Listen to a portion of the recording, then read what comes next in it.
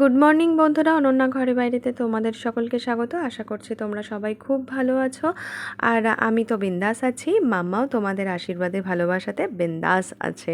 তো আজকে রান্না করছি মাছের ঝাল। তো এটার জন্য দেখো কড়াতে ওই রসুন, লঙ্কা আর হচ্ছে টমেটো দিয়ে দিয়েছি, আর সঙ্গে দিয়েছি নুন আর হলুদ, ব্যাস আর কিছুই দিইনি, আর একটু চিনি দিয়েছি।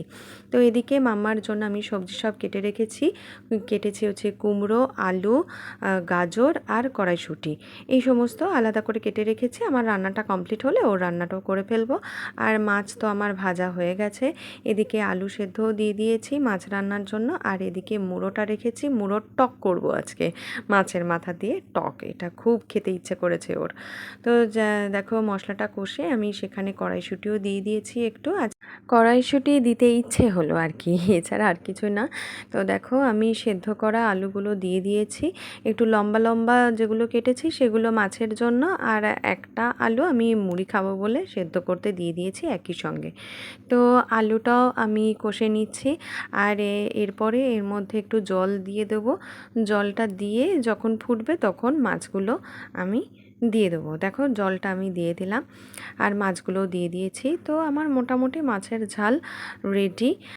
এরপরে করব মাছের টক। তো একই সঙ্গে মাছের মাথাটা যে ভাজবো সেটা আমার খেয়াল ছিল না।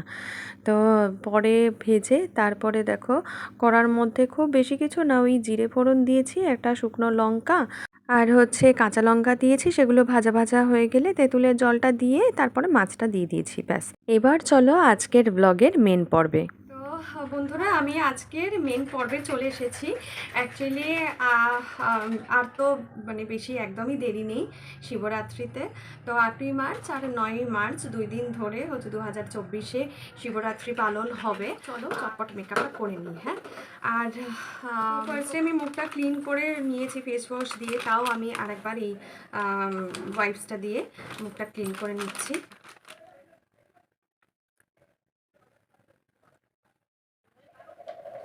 তো বাস মোটামুটি ক্লিন হয়ে গেছে। এরপরে আমি গুড ভাইবসের রোজ টোনারটা অ্যাপ্লাই করেছি। তোমাদের কাছে যদি এরকম টোনার না থাকে তাহলে তোমরা রোজ ওয়াটারও অ্যাপ্লাই করতে পারো। পরে আমি ল্যাকমির এই পিচ মিল্ক ময়শ্চারাইজারটা অ্যাপ্লাই করছি। তো তোমরা নিশ্চয়ই জানো সকলে যারা অল্প বিস্তর মেকআপ করো, যে মেকআপের আগে ময়শ্চারাইজারটা অ্যাপ্লাই করা খুবই দরকার। আর তোমাদের স্কিনের সঙ্গে যেটা স্যুট করবে সেই রকম ময়শ্চারাইজারই তোমরা অ্যাপ্লাই করবে। আচ্ছা, তোমরা যদি সন্ধেবেলা বা রাত্রিবেলা শিবরাত্রি পুজো দিতে চাও, শিবের মাথায় জল ঢালতে যাও, তাহলে খুব একটা সানস্ক্রিন মাখার দরকার নেই। কিন্তু যেহেতু পরদিন পুরো সারাদিনই আছে, অনেকে 9 তারিখে দিনের বেলাও পুজো দিতে যাবে, তারা অবশ্যই সানস্ক্রিনটা ইউজ করবে। আমি এখানে টিন্টেড সানস্ক্রিন ইউজ করছি জয়ের। দেখো এটা হচ্ছে বেসিক্যালি নিশিব্রত, তাই তো? শিবরাত্রি কথাতেই রাতের কথা উল্লেখ আছে। তো সেক্ষেত্রে সানস্ক্রিনটা তোমরা অ্যাপ্লাই নাও করতে পারো। তোমরা যদি এরকম সানস্ক্রিন ইউজ করো তাহলে তোমাদের আর কোনো বিবিসিসি ক্রিম কিচ্ছু মাখার দরকার নেই। আর যদি তোমরা রাত্রিবেলা পুজো দিতে যাও তাহলে তো তোমরা সানস্ক্রিনটা অ্যাপ্লাই করবে না, সেই সানস্ক্রিনের বদলে তোমরা সিসি ক্রিম বা বিবি ক্রিম অ্যাপ্লাই করতেই পারো। তো চলো আমি সেটা অ্যাপ্লাই করে তোমাদেরকে দেখাচ্ছি। তো আজকে আমি ল্যাকমির সিসি ক্রিমটা অ্যাপ্লাই করে তোমাদেরকে দেখাবো। আমার এই ল্যাকমি সিসি ক্রিমের শেডটা হচ্ছে হানি। এছাড়া তোমরা বিবি ক্রিমও আছে পন্ডসের, সেটাও তোমরা অ্যাপ্লাই করতে পারো। আমার হাতের কাছে কোনো প্রাইমার আমি এই মুহূর্তে পাইনি, তাই আমি অ্যাপ্লাই করিনি। তোমরা কিন্তু মেকআপের আগে অবশ্যই প্রাইমার অ্যাপ্লাই করবে।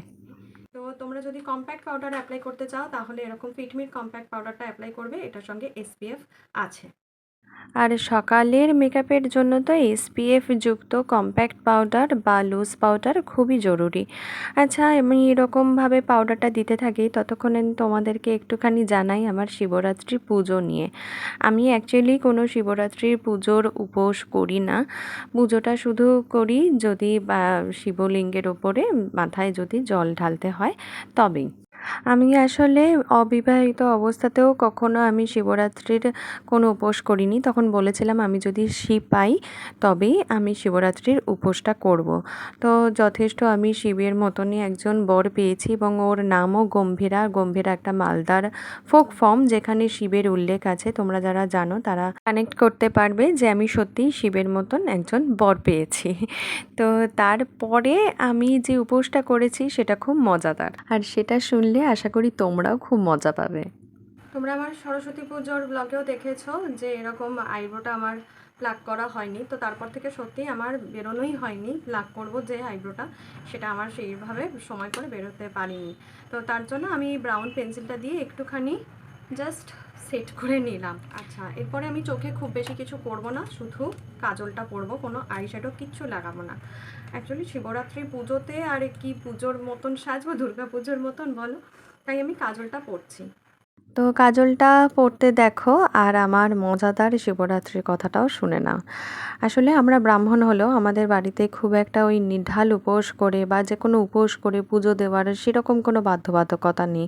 আর বিয়ের পর যে শিবরাত্রির ইয়েটা এসেছিল সেটা এরকম 2 দিন ধরে এসেছিল, কিন্তু পরের দিন হচ্ছে সকাল 9টা পর্যন্ত। আর আমি খুব জোর করে বসে আছি যে আমি নিঢাল উপোস করি, শিবরাত্রি দেব, আমি অনেক দিন থেকে পণ করে আছি, বিয়ের পর করব। তখন বাবা বলল বেশ, তো তাহলে পরের দিন কর। এবার পরের দিন মানে কি বলো তো, আমি উঠলাম 8:30, আধ ঘন্টা নিঢাল থেকে স্নান করে 9টার সময় শিবের মাথায় জলটা ঢেলে দিলাম, ব্যাস হয়ে গেল আমার শিবরাত্রি। এখনো বাকি আছে মজা, তার আগে হ্যাকটা দেখে নাও। আর এই যে দেখো, যদি নাক তোমাদের খুবই বোচা হয় তাহলে এরকম ভাবে তোমরা নাকটা কেটে নিতে পারো, খুব একদম ন্যাচারাল লাগবে। এবার বাকি মজাটা বলি, যেই আমি 9টার সময় শিবের মাথায় জল ঢেলেছি অমনি আমার শ্বশুরমশাই বলল যে তোর পুজো সার্থক। কেন না, ঠিক সেই সময় গম্ভীরা অর্থাৎ আমার হাজবেন্ড ঘুম থেকে উঠেছে, তার মানে শিব জেগে উঠেছে। এটা হচ্ছে টিন্টেড লিপ বাম সুগারের, এটা ভীষণই ভালো। তো যদি তোমরা মাস্কারা নাও দিতে চাও তাহলে কিন্তু চোখটা একটু কার্ল করে নিতে পারো, মানে আইল্যাশটা কার্ল করে নিতে পারো। আমার আইল্যাশটা কার্ল করা দেখতে দেখতে তোমরা অবশ্যই আমাকে কমেন্টে জানিয়ে দাও যে আমার এই শিবরাত্রির পুরো ঘটনাটা তোমাদের কীরকম লাগলো, কতটা মজা তোমরা পেয়েছো। হ্যাঁ, অ্যাকচুয়ালি তারপর তো আর আমি কখনোই শিবরাত্রি কোনো ব্রত কিছু উপোস টুপোস করিনি, কারণ বাবা বলে যে শরীরকে কষ্ট দিয়ে কোনো উপোস করবার, কোনো পুজো করবার কোনো দরকার নেই। তোমরা যদি গালে একটু ওই যে লাল এফেক্ট দিতে চাও তাহলে এই টিনটা অ্যাপ্লাই করতে পারো। সেক্ষেত্রে আমি বলবো যে কোনো ব্লাশ অন নাই দিতে। হ্যাঁ, সকালবেলা শিবরাত্রি পুজোতে তো আর দুর্গা পুজোর মতন সাজবো না। তো এরকম দেখো হালকা করে টিনটা নিয়ে একদম হাতে একদম এরকম রগড়ে নেবে, দেখো একদম হালকা। তো তারপরে এরকম হালকা করে গালের মধ্যে দিয়ে দেবে, দেখো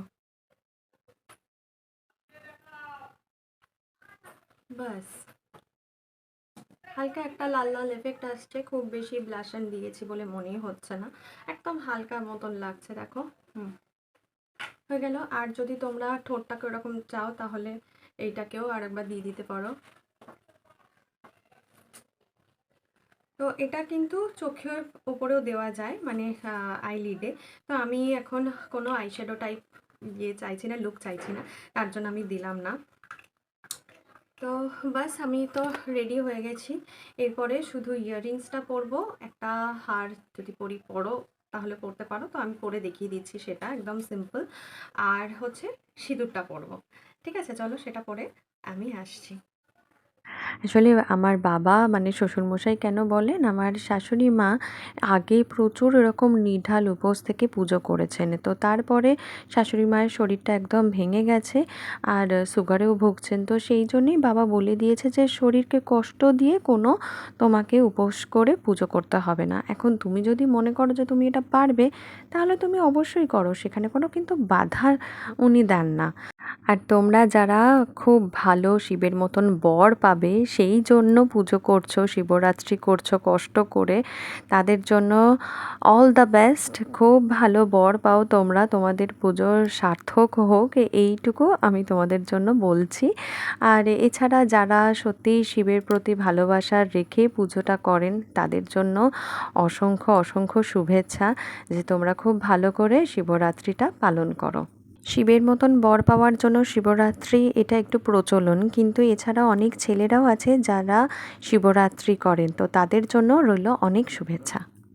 তো এই হারটা আমি পরলাম, তো তোমরা চাইলে এরকম হার পরতে পারো বা শুধু ইয়াররিংসটাও পরতে পারো। তো আমি হারটা পরে তোমাদেরকে একেবারে দেখিয়ে দিলাম। তো এই হলো আমার পুরো কমপ্লিট লুক। তো যদি তোমরা চুলটা খুলে দাও তাহলে লুকসটা কীরকম লাগবে দেখে নাও এরকম। আর যদি তোমরা চুলটা বেঁধেই নাও তাহলেও তোমরা কিন্তু দেখাবো, তোমাকে দেখাবো।